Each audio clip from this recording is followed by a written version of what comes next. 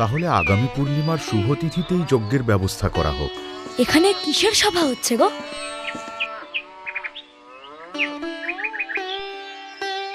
বাৎসরিক যজ্ঞের সভা মনে হয়। সেটা আবার কিসের যজ্ঞ? আমি বলছি, প্রতি বছর কোনো এক শুভ দিনে আমরা দেবরাজ ইন্দ্রের উদ্দেশ্যে পূজা নিবেদন করি আর যজ্ঞ করি। কেন? এত দেবতা থাকতে হঠাৎ দেবরাজ ইন্দ্রকেই পূজা করতে হবে কেন?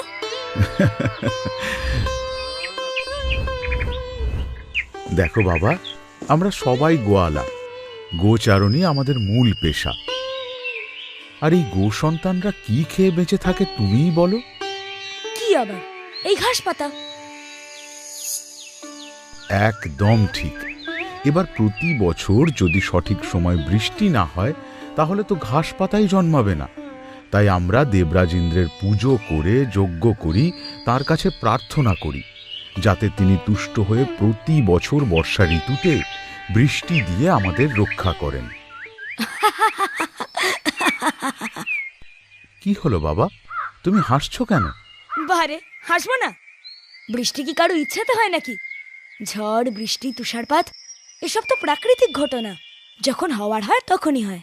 এটা কিন্তু কানাই ঠিকই বলেছে। তা বলে এতদিনের পুরনো একটা রীতি প্রতি বছরের এই যজ্ঞ এইভাবে বন্ধ হয়ে যাবে? ও মা, বন্ধ কেন হবে? প্রতি বছরের মতো এবছর যজ্ঞ হবে, তবে তা দেবরাজ ইন্দ্রের উদ্দেশ্যে নয়। তবে আমরা পুজো করব এই সবুজ ঘাসের জন্য, আমরা পুজো করব সব গোপালকদের জন্য, আমরা পুজো করব এই গিরি গোবর্ধন পর্বতের জন্য, যে পর্বতের ঢালে আমাদের গোসাবকেরা চড়ে বেড়ায়, কচি ঘাস খেয়ে বেঁচে থাকে, যে পর্বতের ঢালে আমরা নিশ্চিন্তে বসবাস করি। কানাই তো একদম ঠিক কথাই বলেছে। হ্যাঁ, আমাদের কানাই একদম ঠিক বলেছে। যজ্ঞ তো গিরি গোবর্ধন পর্বতেরই হওয়া উচিত। হ্যাঁ, কানাই ঠিক বলেছে, কানাই ঠিক বলেছে। বেশ বেশ, তবে তাই হোক। পূর্ব নির্দিষ্ট দিনেই যজ্ঞ হবে, উৎসব হবে গিরি গোবর্ধন পর্বতের জন্য।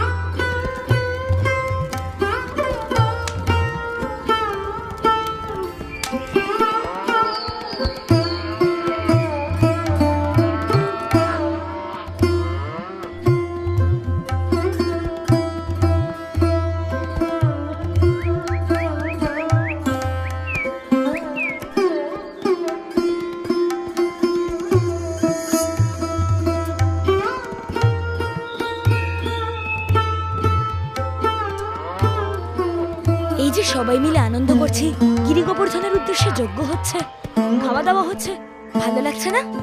ভালো লাগছে বাবা, খুব ভালো লাগছে।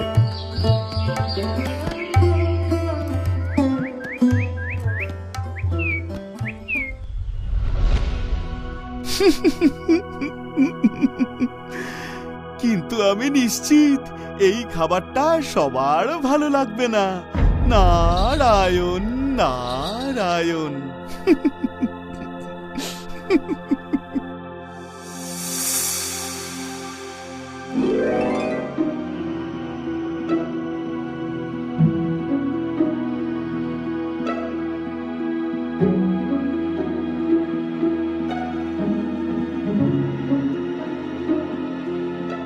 কি? আমার পুজো না করে ওই মূর্খের দল পর্বতের পুজো করছে? এদের কি প্রাণে ভয়ডর নেই নাকি? আসলে কানাই নামের এক বালক ওদেরকে বুঝিয়েছে যে বৃষ্টিপাত, ঝড়, তুষারপাত এসবে কারো কোনো হাত নেই, সবই প্রাকৃতিক ঘটনা। তাই নাকি? এক সামান্য বালকের কথা শুনে ওরা আমায় অবহেলা করছে। বেশ, তাহলে এবার ওদের বুঝিয়ে দিতে হবে যে দেবরাজ ইন্দ্রকে অবহেলা করলে ঠিক কি হয়। আকাশের যত মেঘ আছো সবাই গোকুলের ওপরে গিয়ে বৃষ্টিপাত হয়ে ঝরে পড়ো, বন্যায় ভাসিয়ে নিয়ে যাও গোটা গ্রামকে।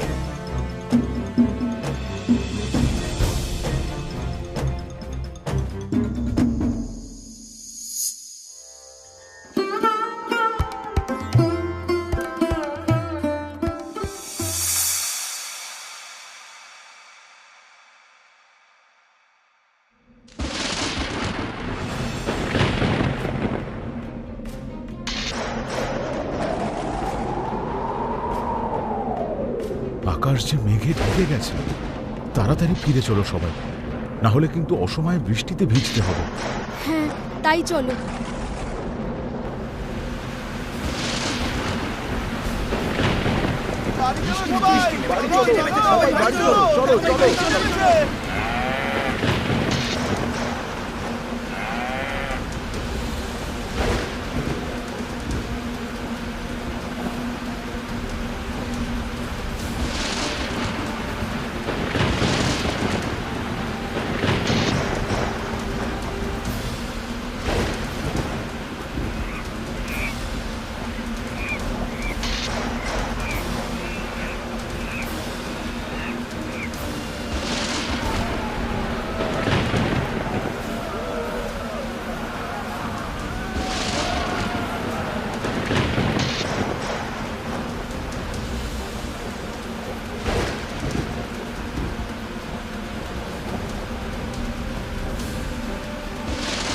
পরিস্থিতি খুব একটা ভালো ঠেকছে না। এভাবে সারা রাত বৃষ্টি হলে তো গোটা গ্রাম ভেসে যাবে। হে ভগবান, এ কি বিপদ এলো! রক্ষা করো প্রভু। নন্দরাজ, নন্দরাজ!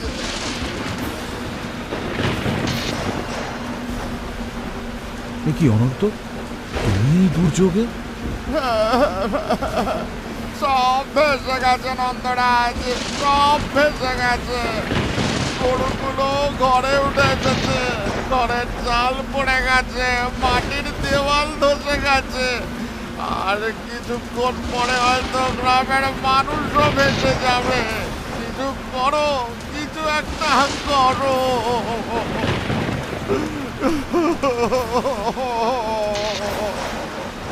হ্যাঁ গো, দেবরাজ ইন্দ্রের প্রকোপে এমন বৃষ্টি হচ্ছে না তো? দেবরাজ ইন্দ্র, আপনি নিজেকে ত্রিভুবনের প্রভু বলে মনে করেন, তাই নিজের ক্ষমতা দেখানোর জন্য সাধারণ মানুষের ওপর এই অত্যাচার আপনি করছেন। কিন্তু এ কাজ কোনো ভগবানের শোভা পায় না, আর তাই আপনার এই অভিশাপের হাত থেকে আমি আমার আপনজনদের রক্ষা করব। আমি দেখি আপনি কিভাবে এই মানুষগুলোর ক্ষতি করেন। কি করবো আমি তো কিছুই বুঝতে পারছি না। তোমরা চিন্তা করো না, আমি দেখছি কি করা যায়। কানাই, কানাই, কোথায় যাচ্ছিস? দাঁড়া, দাঁড়া বলছি।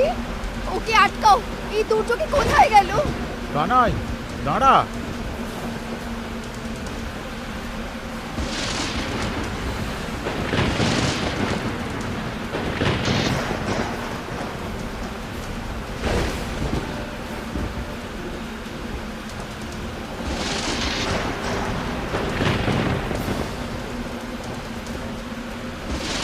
হে গিরি গোবর্ধন পর্বত, তুমি আমাদের ঝড় ঝঞ্ঝার হাত থেকে রক্ষা করো। তোমার শরীরের এই সবুজ গাছপালা আমাদের গোসন্তানদের বাঁচিয়ে রেখেছে। আমরা তোমার কাছে কৃতজ্ঞ।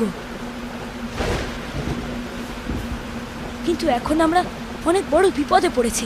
দেবরাজ ইন্দ্রের প্রকোপে গোটা গ্রাম ভেসে যেতে বসেছে। সবাইকে রক্ষা করতে হলে আমার তোমার সাহায্যের প্রয়োজন। তুমি দয়া করে আমার হাতে উঠে এসো, সবাই তোমার আড়ালে আশ্রয় নিক।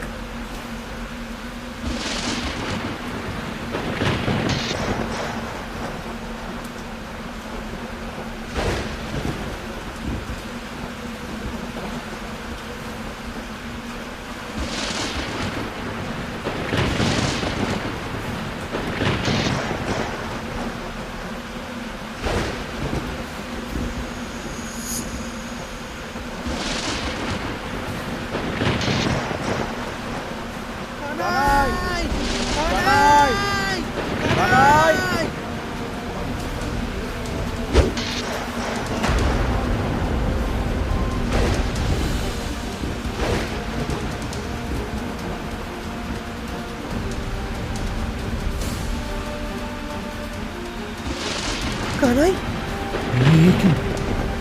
আমি কি দেখছি? এই বিশাল পর্বতের ওজন আমার ছোট্ট কানাই কিভাবে বহন করছে? আমি কি ভুল দেখছি? বিপদে কি আমার মতিভ্রম হয়েছে? না বাবা, তুমি কিচ্ছু ভুল দেখছো না।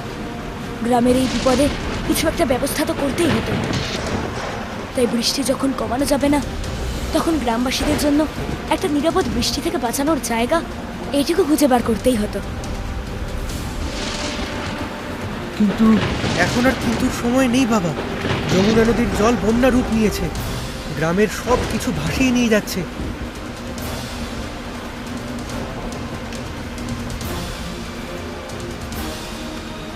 আমাদের এক্ষুনি সবাইকে গিয়ে খবর দিতে হবে, সবাই যেন তাদের মূল্যবান জিনিস আর পোষ্যদের নিয়ে গিরি গোবর্ধনের নিচে আশ্রয় গ্রহণ করে। তাই চল বাবা।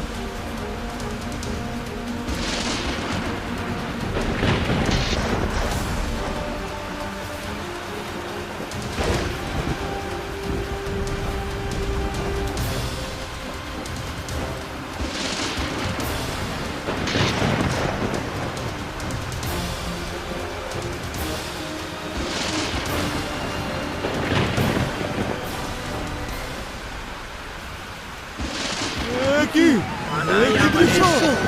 কানাই! কানাই আমাদের ভগবান!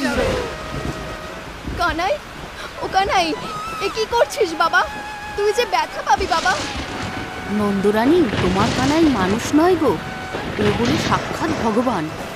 ও আমাদের ব্যথা দূর করতে এসেছে, ওর ব্যথা লাগবে না গো।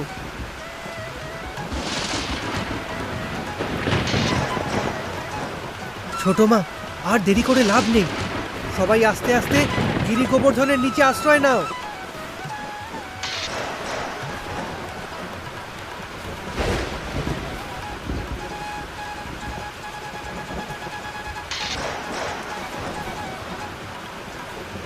আমিও দেখছি দেবরাজ ইন্দ্র কতদিন এই বৃষ্টিপাত বজায় রাখেন।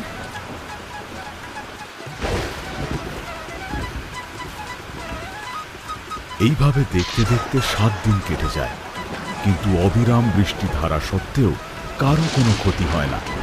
গ্রামবাসীরা আনন্দে 7 দিন গিরি গোবর্ধনের নিচে কাটিয়ে দেয়। এই দৃশ্য দেখে স্বর্গরাজ্যে দেবরাজ ইন্দ্র অবাক হয়ে যান।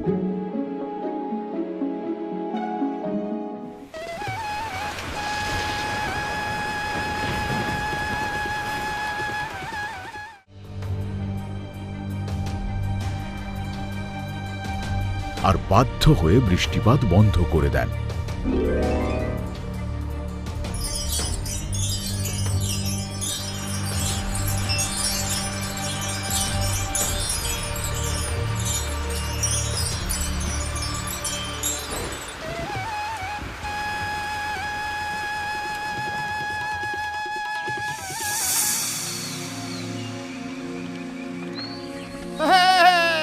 ওই দেখো, বৃষ্টি থেমে গেছে, সূর্য উঠেছে।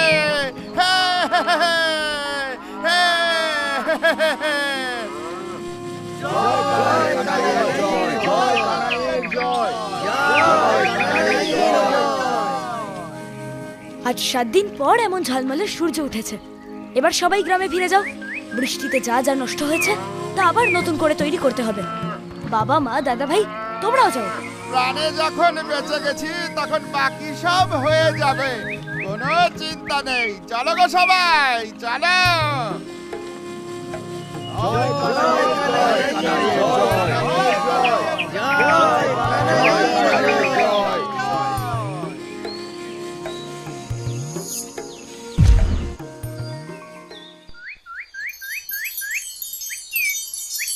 তুমি সাহায্য না করলে দেবরাজ ইন্দ্রের এই দম্ভ আমি শেষ করতে পারতাম না।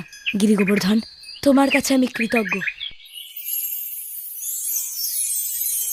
প্রভু, ক্ষমা করুন।